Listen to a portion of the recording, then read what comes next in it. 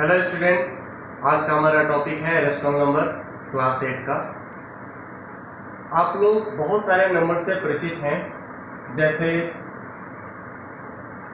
1, 2, 3, 3/4, 7/6, 2/5, -3, -4/7 या -3/-7, 3/-5, ऐसे बहुत सारे नंबर्स को आपने देखा है। इन सब के बारे में पढ़ा भी है। कभी इंटीजर्स का भी नाम मिला होगा सुनने को। इंटीजर्स क्या होते हैं आप लोग रिवाइज करें। इंटीजर्स क्या होता है अभी मैं बताऊंगा इंटीजर्स के बारे में। और ये सब बाकी कुछ फ्रैक्शन भी पढ़े होंगे। फ्रैक्शन क्या होता है, तो आइए देखते हैं रेशनल नंबर क्या होता है। फ्रैक्शन के बारे में जानते हैं, इंटीजर्स के बारे में जानते हैं। अब एक नया सा टॉपिक है हमारा रेशनल नंबर, उसके बारे में भी जानते हैं। चलिए स्टार्ट करते हैं। रेशनल नंबर वो सारे नंबर्स जिन्हें p/q के फॉर्म में लिखा जा सके। p/q के फॉर्म में लिखा जा सके मीन्स फ्रैक्शन के जैसा। फ्रैक्शन ऐसा ही होता है ना, फ्रैक्शन के जैसा लिखा जा सके, लिखते हैं या लिखा जा सके जहां पे q 0 ना हो। q 0 ना हो मीन्स व्हाट, क्या होता है p/q मतलब p जो है वो न्यूमरेटर है और q जो है वो डिनोमिनेटर है। ऊपर वाला न्यूमरेटर होता है, नीचे वाला डिनोमिनेटर होता है। मतलब कोई एक ऐसा फ्रैक्शन जिसका डिनोमिनेटर 0 ना हो तो वो क्या होगा, रेशनल नंबर होगा। तो सारे के सारे रेशनल नंबर होंगे। जैसे एग्जांपल है 3 एक रेशनल नंबर है कि नहीं, तो आप बोलोगे कि सर इसमें तो p/q दिख नहीं रहा है। p/q तो है नहीं, p तो दिख रहा है, q तो है नहीं। तो q कुछ नहीं है तो हम इसे 1 तो मान ही सकते हैं, 1 मान सकते हैं। 0 के बराबर नहीं है, नीचे कुछ नहीं होता मीन्स 1 मान सकते हैं। 3 को 1 से डिवाइड करोगे तो आगे का 3 ही आएगा, इसलिए 3 एक रेशनल नंबर है क्योंकि ये p/q के फॉर्म में है where q not equal to 0। Example और भी हो सकते हैं, जैसे 4 भी एक रेशनल नंबर है। जैसे 7/9 ये भी एक रेशनल नंबर है। -7/5 ये भी एक रेशनल नंबर है। क्या 0 एक रेशनल नंबर है? क्या 0 एक रेशनल नंबर है? तो है, क्योंकि 0 को 0/1 लिख सकते हैं। यहाँ पे बोल रहा है p/q के फॉर्म में हो, p/q के फॉर्म में है। फिर बोल रहा है q 0 नहीं होना चाहिए। p के बारे में ऐसा कुछ नहीं बोला। p 0 हो भी सकता है, नहीं भी हो सकता है। तो p यहाँ पे 0 है, q 0 नहीं है, मीन्स 0 भी एक रेशनल नंबर है, क्योंकि 0 को 1 से डिवाइड देंगे तो 0 आएगा। क्या अब एक डिवीजन, छोटा सा एक डिवीजन जानते हो क्यों? इस डिवीजन के जरिए मैं ये बताऊंगा आप लोगों को कि q 0 क्यों नहीं होना चाहिए, ये पता करना। जैसे आपके मन में एक सवाल आ रहा होगा कि p/q के फॉर्म में होगा और q नॉट इक्वल टू 0 होगा, ऐसा क्यों? q 0 क्यों नहीं होना चाहिए, इस बात को अभी देखिए आपको कैसे होता है। अगर 2/0 है, इसका मतलब क्या है कि 2 को 0 से डिवाइड देना है। 2/0 का मतलब यही होता है 2 को 0 से डिवाइड देना है। अब आप किसी भी नंबर से यहाँ से लगाओगे, 3 से लगाते हैं, 4 से लगाते हैं, 5 से लगाते हैं, किसी से भी लगाते हैं तो यहाँ पे 0 ही आएगा, क्योंकि 0 को किसी भी नंबर से मल्टीप्लाई करेंगे तो 0 आएगा। ऐसे हालात में हम 2 कभी नहीं ला पाएंगे। 2 कभी भी लाना संभव नहीं है, मतलब ये अभी तक डिफाइन नहीं है। अभी तक इसके बारे में किसी ने कोई डिफिनेशन ही नहीं दिया कि इसका वैल्यू कितना होगा, 2/0 का वैल्यू कितना होगा। तो बोला जाता है इनफाइनाइट, कोई एक ऐसा नंबर होगा, हो सकता है कोई एक ऐसा नंबर होगा जिससे यहाँ पे मल्टीप्लाई करें तो वो 2 आ जाए। अगर आने के बाद 0 से कोई एक ऐसा नंबर होगा जिसे मल्टीप्लाई करेंगे तो वो 2 आ जाएगा। आज तक उस नंबर का खोज नहीं हुआ, इसलिए हम उसे इनफाइनाइट बोलते हैं या नॉट डिफाइन भी बोलते हैं कि अभी तक इसका कोई डिफाइन नहीं है। तो q 0 नहीं होना चाहिए, क्योंकि जब वो डिनोमिनेटर में 0 होगा तो वो नॉट डिफाइन हो जाएगा। जैसे 1/0 ये क्या है 45, इसलिए ये एक रेशनल नंबर है। आप समझ पा रहे हैं जीरो क्यों नहीं होना चाहिए, ये बात क्लियर हुआ आपको। कई बार ऐसा होता है जैसे बता दिया जाता है पी बाई क्यू के फॉर्म में होगा and Q not equal to zero, इसके आगे एग्जांपल दे दिए जाते हैं और क्यू जीरो नहीं होता है ऐसा बता दिए जाते हैं। लेकिन क्यों क्यों जीरो नहीं होना चाहिए इस बात का जवाब ये, और यहां से आपको क्लियर होता है कि अच्छा ये रहा होगा इस वजह से वो जीरो नहीं होना चाहिए। ये तो रेफरेंस था। चलिए आगे और देखते हैं कुछ चीजें।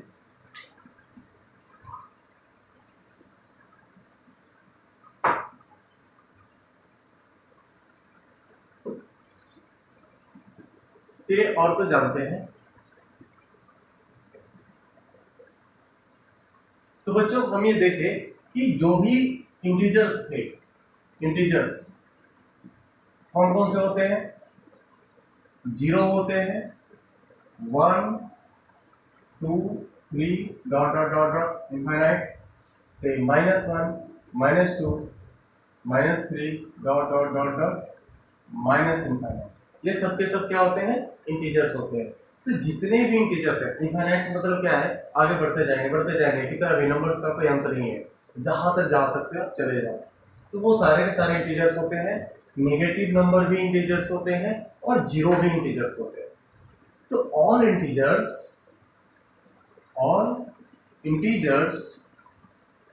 are rational number, rational number, all integers are rational number, जितने भी इंटीजर्स हैं वो सबके सब रेशनल नंबर है।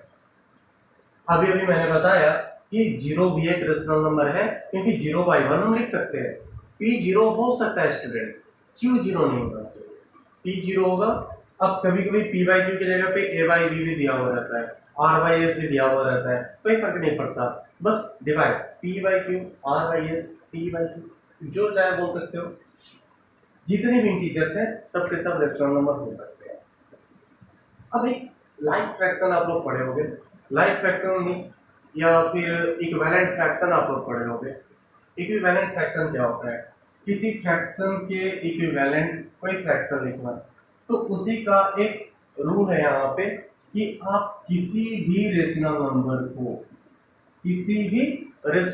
को किसी दूसरे इंटीजर के साथ, जैसे वो इंटीजर हो सकता है कि m हो, किसी दूसरे इंटीजर के साथ मल्टीप्लाई कर देते हो, तो वो जो रेशनल नंबर आता है वो इस रेशनल नंबर का इक्विवेलेंट होता है।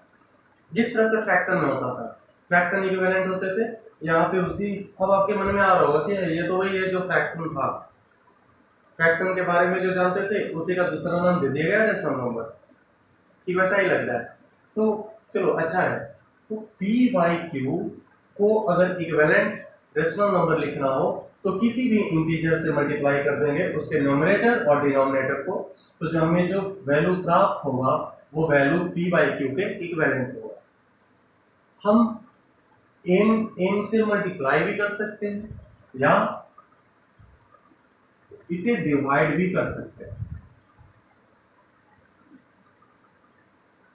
इसका मतलब यह है कि हम किसी नंबर से मल्टीप्लाई कर दे न्यूमरेटर और डिनोमिनेटर को या डिवाइड कर दे, रेशनल नंबर पे कोई फर्क नहीं पड़ता, वो रेशनल नंबर इक्विवेलेंट होते हैं। इसका मतलब यही है, क्योंकि फ्रैक्शन में भी आपने जाना होगा कि फ्रैक्शन में अगर आप किसी नंबर से सेम नंबर से न्यूमरेटर और डिनोमिनेटर को मल्टीप्लाई करते हो या डिवाइड करते हो तो फ्रैक्शन पे कोई फर्क नहीं पड़ता। जैसे एक एग्जांपल देखते हैं, हमारा एक एग्जांपल है 3/4। 3/4 एक रेशनल नंबर है, इसको अगर मल्टीप्लाई कर दे 2 से, 4 को भी मल्टीप्लाई कर दे 2 से, तो हमें प्राप्त होगा 6/8, 6/8 मिलेगा। 6/8 3/4 के इक्वल है, क्योंकि जब फिर से हम इसे काटेंगे तो 2 3 जा 6 एंड 2 4 जा 8, तो 3/4 ही आया ना, इसलिए ये इक्विवेलेंट रेशनल नंबर कहलाएंगे। तो हम किसी भी नंबर से मल्टीप्लाई या डिवाइड कर सकते हैं, ऐसे हालात में रेशनल नंबर पे कोई फर्क नहीं पड़ता। तो चलिए आगे बढ़ते हैं अगले कॉन्सेप्ट की ओर। अब जो हमारा टॉपिक है वो है लोएस्ट और simplest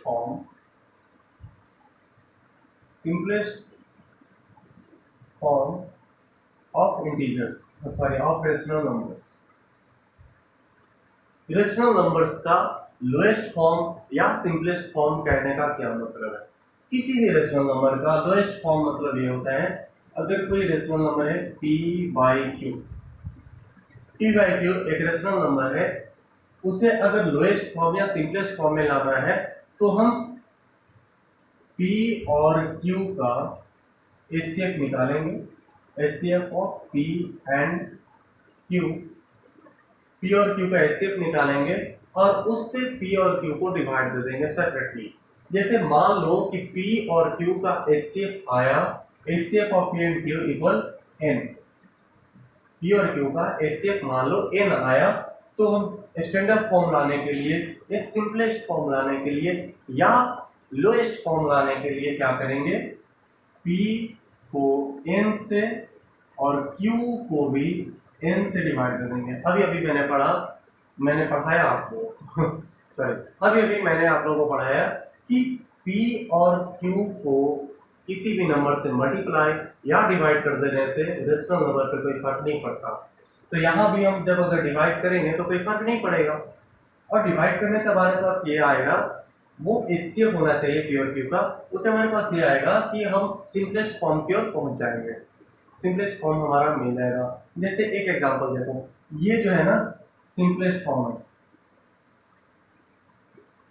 simplest form of p by q। एक एग्जांपल से समझ में आएगा। जैसे एक छोटा सा, बहुत ही छोटा सा एग्जांपल है 12/8। 12/8 एक रेशनल नंबर है। क्या 12/8 एक सिंपलेस्ट फॉर्म का रेशनल नंबर है? क्या हम इसे और सिंपल बना सकते हैं? तो ये करने के लिए हमें सबसे पहले क्या करना होगा, 12/8 का HCF निकालना है, यानी 12 और 8 का HCF निकालना होगा। 12 और 8 का HCF क्या होता है? HCF means highest common factor, वो सबसे बड़ा फैक्टर जो इन दोनों में हो। तो इन दोनों में जो सबसे बड़ा फैक्टर है वो है 4। आप निकाल लेना, HCF निकालना आप लोगों को आता होगा। HCF 12 और 8 का HCF होता है 4। तो हमारे पास क्या है, जो HCF आएगा उसे डिवाइड कर देंगे। तो क्या करते हैं, 12 को 4 से और 8 को 4 से डिवाइड कर देंगे, आ जाएगा 4 3 जा 12 एंड 4 2 जा 8। 3/2 3/2 जो है वो 12/8 का सिंपलेस्ट फॉर्म है, यानी 3/2 इज इक्वल टू 12/8। बिल्कुल 12/8 के इक्वल होगा 3/2। दोनों इक्विवेलेंट रेशनल नंबर होंगे या दोनों इक्विवेलेंट फ्रैक्शन बोल सकते हैं, और ये सिंपलेस्ट फॉर्म होंगे। सिंपलेस्ट फॉर्म का एक बात और ध्यान रखना है कि डिनोमिनेटर जो होंगे, डिनोमिनेटर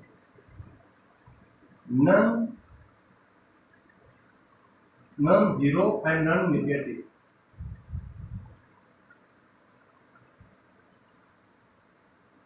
डिनोमिनेटर जीरो तो होना ही नहीं चाहिए, रेशनल नंबर होने के लिए डिनोमिनेटर जीरो होगा तो फिर रेशनल नंबर होगा ही नहीं, लेकिन वो नन नेगेटिव होना चाहिए। जैसे एक एग्जांपल, नन नेगेटिव कहने का मतलब क्या है, डिनोमिनेटर पॉजिटिव होना चाहिए। जब हम एग्जांपल देखते हैं, एक 3/-7, 3/-7, यहाँ पे ये जो डिनोमिनेटर है वो निगेटिव है, -7 है। एक इंटीजर तो है, इंटीजर होना चाहिए, इंटीजर है, लेकिन ये निगेटिव इंटीजर है। हमें निगेटिव इंटीजर नहीं चाहिए, नॉन निगेटिव इंटीजर चाहिए, मींस पॉजिटिव इंटीजर चाहिए। पॉजिटिव इंटीजर बनाने के लिए क्या करते हैं, हम माइनस से इसको और इसको मल्टीप्लाई कर देंगे। 3 को और -7 को अगर माइनस से मल्टीप्लाई करते हैं कोई फर्क नहीं पड़ेगा, क्योंकि कितना से भी मल्टीप्लाई करो या डिवाइड करो फ्रैक्शन में कोई फर्क नहीं पड़ता, रेशनल नंबर में भी कोई फर्क नहीं पड़ता, रेशनल नंबर p/q में भी फर्क नहीं पड़ता। -3 को अगर -3 से माइनस से मल्टीप्लाई करते हो तो -3 आता है, -7 को अगर माइनस से मल्टीप्लाई करते हैं तो ये आता है लास्टली -3/+7। अब जो हमारे पास प्राप्त हुआ वो है नीचे में पॉजिटिव इंटीजर, मीन्स डिनोमिनेटर अब क्या आ गया, नॉन नेगेटिव इंटीजर आ गया। और ये सिंपलेस्ट फॉर्म भी है क्योंकि 3/7 का हाईएस्ट कॉमन फैक्टर 1 होगा और 1 से डिवाइड दोगे तो 3 और 7 ही आएगा। तो सबसे पहले हमें क्या देखना है, जैसे ही सिंपलेस्ट फॉर्म में करने को कहता है तो पहले तो ये देखना है कि उसका डिनोमिनेटर पॉजिटिव इंटीजर है या नहीं। अगर पॉजिटिव इंटीजर नहीं है तो सबसे पहला काम हमारा होगा पॉजिटिव इंटीजर बनाना, पॉजिटिव बनाना, और उसके बाद दूसरा काम होगा दोनों का एचसीएफ निकालकर उसे डिवाइड देना। अच्छा, एचसीएफ निकालकर डिवाइड देना तो मतलब ये होता है ना एक बार में प्राप्त हो जाता है। नहीं भी तो आप ऐसा कर सकते हो, जैसे एक एग्जांपल है 30/12। इसे एचसीएफ निकालने की जरूरत नहीं है। अगर आप चाहो तो बार बार बार बार वो बोलते हैं ना काटना, फ्रैक्शन को काटना कैसे करते हैं, 2 से 15 बार में काटे, 2 से 6 बार में काटे। अभी भी ये कट रहा तो क्या करेंगे, 5 से 3 बार में, 2 से 3 बार में, 5/2। लास्टली हमारे पास कितना है 5/2। ये क्या है, सिंपलेस्ट फॉर्म है। 30/12 का सिंपलेस्ट फॉर्म है 5/2। तो बिना एचसीएफ निकाले हमने ऐसा किया क्योंकि ये जो हमारा कैलकुलेशन है वो फास्ट हो जाता है वो ऐसे क्वेश्चंस बनाते बनाते। लेकिन इसका जो बेसिक है ये भी जो आया वो उस एचसीएफ की वजह से ही आया। शुरुआत वो एचसीएफ से ही रहा होगा, उसके बाद हमारे पास ये चीजें डेवलप होती जाती है धीरे धीरे। तो सबसे पहला काम आपका ये है, आप कम से कम 15 से 20 क्वेश्चन एचसीएफ के जरिए ही बनाएंगे। उसके बाद जब आपका माइंड डेवलप कर जाएगा फिर आप ऐसे काट सकते हो। अगर आपको ऐसे बनाना आता है भी होगा तो भी एचसीएफ से ये आप 15-20 क्वेश्चन जरूर करें, बहुत जरूरी है। ठीक है, अब अगले कॉन्सेप्ट की ओर हम लोग बढ़ते हैं। ये था लोएस्ट एंड सिंपलेस्ट फॉर्म। किसी भी रेशनल नंबर को लोएस्ट एंड सिंपलेस्ट फॉर्म में लाना है, सबसे पहला काम हमने इसके अंतर्गत क्या पढ़ा, सबसे पहले तो ये पढ़ा कि उनका एचसीएफ निकालना है और एचसीएफ से डिवाइड देना है, और दूसरा ये कि लोएस्ट फॉर्म होने के लिए डिनोमिनेटर नॉन नेगेटिव इंटीजर होना चाहिए।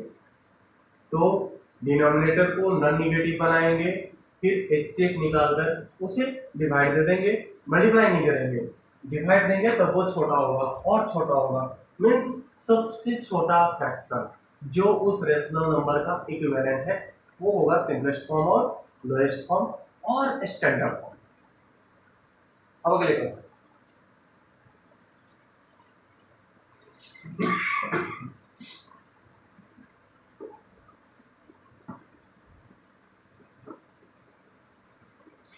अब हम लोग पढ़ेंगे equality of rational number. Equality means what,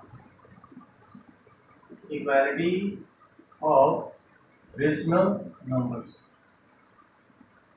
कोई दो रेशनल नंबर है p/q और दूसरा है r/s। ये दो रेशनल नंबर हैं और ये दोनों अगर इक्वल हैं, कोई दो rational number p/q and r/s और दोनों के दोनों अगर इक्वल हैं तो हमारे पास क्या आएगा, p into s equal r into q। यह इक्वालिटी है। आप लोग जानते होंगे क्रॉस मल्टीप्लिकेशन, सुना होगा आप लोगों ने क्रॉस मल्टीप्लिकेशन के बारे में। ये इससे मल्टीप्लाई हुआ, ये इससे मल्टीप्लाई हुआ और हम ऐसे करके इसे सॉल्व करते हैं। कोई दो रेशनल नंबर अगर इक्वल हैं तो वो हो जाएंगे p into S equal r into Q. जैसे एक एग्जांपल कैसे बनाते हैं रेशनल नंबर को इक्वालिटी के जरिए कैसे सॉल्व करते हैं। ये एग्जांपल है 3/4 इक्वल x/5। क्वेश्चन ये है कि x का ऐसा कौन सा वैल्यू होगा जो यहाँ पे पुट करेंगे तो ये दोनों रेशनल नंबर इक्वल हो जाएंगे। तो ये निकालने के लिए हम क्या करेंगे, x का वैल्यू निकालेंगे। x का वैल्यू निकालने के लिए क्रॉस मल्टीप्लिकेशन, यानी x into 4 equal 5 into 3, x equal 15/4। x की जगह पे 15/4 पुट करोगे, करके देखते हैं। यहाँ से 3/4 इक्वल 15/4/5। x से जाओगे 15/4 हमने पुट कर दिया। ये 4 यहाँ से कहाँ आ जाएगा, 4 नीचे चला आएगा, 5 से 3 बार में कट जाएगा तो क्या आ गया 3/4 इक्वल 3/4। तो ये जो रेशनल नंबर था 3/4 x/5, वहाँ पे x का वैल्यू 15/4 होगा। 15/4 जब पुट करेंगे तो ये रेशनल नंबर दोनों के दोनों इक्वल हो जाएंगे। यहाँ पे तो ऐसा है, आप ये जानते हो कि नहीं, अगर P/Q है डिवाइड R/S है तो इसे हम लिखते हैं P/S/Q/R।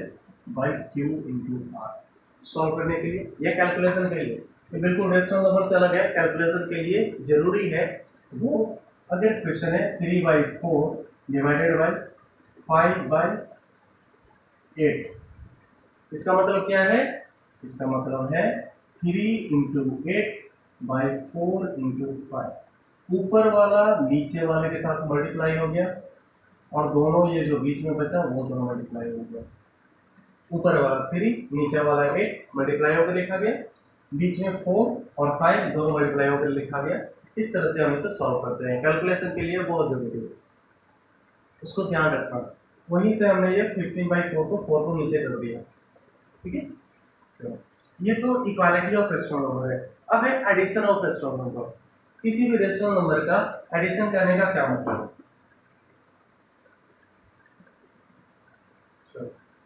Addition of rational number,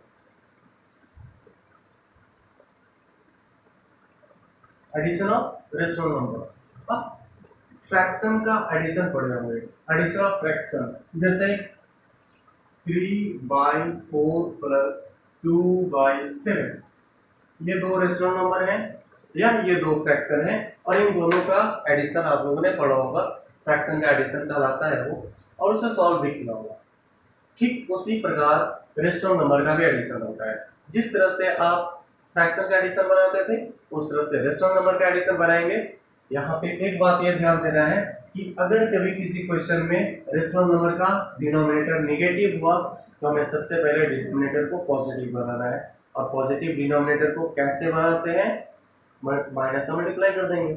minus से अगर इसे मल्टीप्लाई करते हैं तो ये माइनस माइनस प्लस हो जाएगा, लेकिन हमने माइनस से मल्टीप्लाई किया इसे, इसका मतलब ऊपर भी मल्टीप्लाई करना होगा, तब तो बराबर आएगा ना, कोई फर्क नहीं पड़ेगा।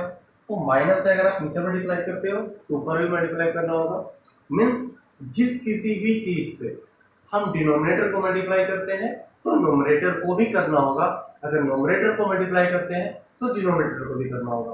अगर डिवाइड करते हैं तो डिवाइड करना होगा, बहुत जरूरी है, तभी हम इक्विवेलेंट रेशनल नंबर लिख सकते हैं। तो आज की क्लास में हम लोगों ने पढ़ा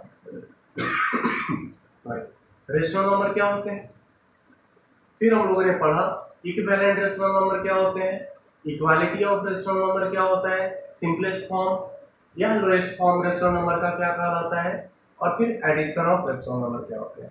एडिशन ऑफ रेशनल नंबर जिस तरह से आप फ्रैक्शन का रेशनल नंबर बनाते हो, इन दोनों का एलसीएम निकालते हो, एलसीएम निकाल कर लिखते हो, 7 और 4 का एलसीएम हो जाएगा 28 और 4 7 जा यानी 7 3 जा 21 हो गया, प्लस 7 4 जा तो ये माइनस है तो 4 2 जा 8, ये माइनस था। आपके कैलकुलेशन, मैं कैलकुलेशन का कुछ क्वेश्चंस का एक अलग क्लास दूंगा रेशनल नंबर पे, जिसपे कुछ मेन टॉपिक्स से रिलेटेड जो मेन रेशनल नंबर का जो क्वेश्चन होगा जो बहुत इंपॉर्टेंट होगा उसको डिस्कस किया जाएगा।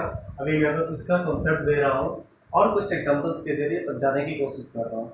उसके बाद से मैं आप लोगों को एक क्लास दूंगा जो सिर्फ और सिर्फ क्वेश्चन पे बेस्ड होगा और वहाँ पे थ्योरी को फिर से रिवाइज कर लेंगे। और ऐसे एडिशन आपने बनाया, मुझे पूरी उम्मीद है कि आप लोग फ्रैक्शन का एडिशन बना चुके हो, तो यहाँ पे कोई प्रॉब्लम नहीं होना चाहिए। तो आज का ये क्लास था, अगली बार फिर मिलेंगे रेशनल नंबर का पार्ट 2 लेकर, जो और भी रेशनल नंबर के बारे में कुछ पढ़ने हैं। तब तक के लिए आप अपना ख्याल रखें, धन्यवाद।